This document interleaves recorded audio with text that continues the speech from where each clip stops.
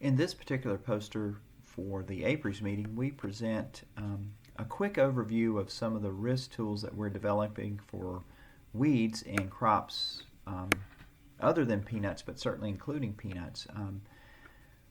In North Carolina, we developed a peanut risk tool that addresses all the major pests, at least as well as we can. We've had some support from Virginia Tech and also from Clemson over the years, but more recently we've taken that risk tool and put it into an Excel-based format so that down the road we could make edits more easily and provide that information. So in the process, we realized that approach with Excel opened it up to do other crops, but also to maybe focus on a single pest discipline.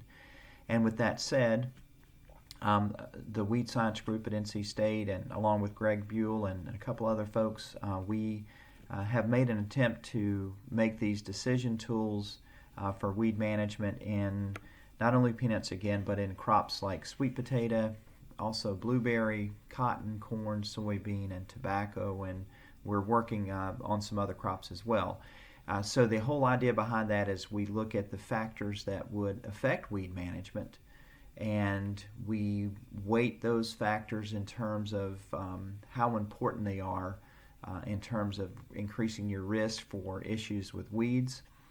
And this is our first attempt at that. And what we're showing in the poster is really just the initial front page of that tool. There's drop-down menus where you would go in and change and edit what you think you would like to do in those systems, and what, for example, what weed resistance you might have in a particular situation. So we've tried to give some examples of that in the poster. We're not quite ready to release these to the public in terms of use.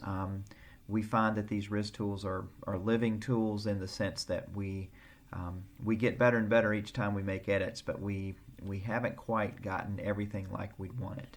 Another thing in the risk tool, just to remind you for the weed management part, is we give some estimates of cost, and again, those are just estimates. We can't make this too complicated in the sense that we have a whole lot of different herbicides listed. That just makes it much more cumbersome. But again, this is a platform to just get a sense of risk, and I think one thing it also reminds us is that there are other practices that people can use other than herbicides that can have a major impact on weed management, and we want to encourage people to have those in place and look at those in detail, as well as we manage weeds, and certainly as we try to manage resistance in our weed populations to herbicides. So if you see these and you're interested in more detail on them, please feel free to contact me, and we have a website where we have those. We just don't have them active for the public yet, but I can certainly share these. The other thing is these could be modified for other states, other countries, if people are interested. The nice thing about the not web-based tool, but the Excel-based tool, is it opens the door for people to take this information and create their own risk tools for other crops, other pests, in other places around the world.